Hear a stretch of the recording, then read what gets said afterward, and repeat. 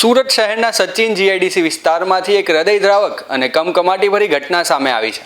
મળતી માહિતી અનુસાર મૂળ બિહારના વતની અને રોજગારી અર્થે સુરત આવીને સચિન જીઆઈડીસી વિસ્તારમાં સ્થાયી થયેલા એક શ્રમિક પરિવારનો 12 વર્ષીય પુત્ર ચંદુ પ્રસાદ અન્ય બાળકોની જેમ ગરમીથી પરેશાન હતો। સોમવારે એટલે કે 18 મે બપોરે 2 વાગ્યાની આસપાસ જ્યારે સૂર્યનારાયણ બરાબરના તપી રહ્યા હતા અને લોકો ઘરમાં કે છાયડામાં આશરો લઈ રહ્યા હતા ત્યારે ચંદુ તેના અન્ય 4 મિત્રો સાથે નજીકમાં જ આવેલા એક મોટા તળાવ પર નાહવા માટે ગયો હતો।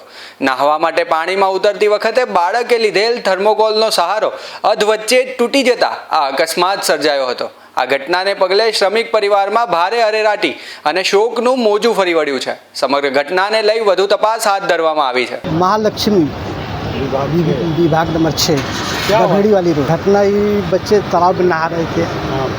उसी तालाब में चंद प्रसाद उम्र 13 साल वो बच्चे लोग बताए। 4 बच्चे और भी ना 4 बच्चे 5 बच्चे थे। 15-16 साल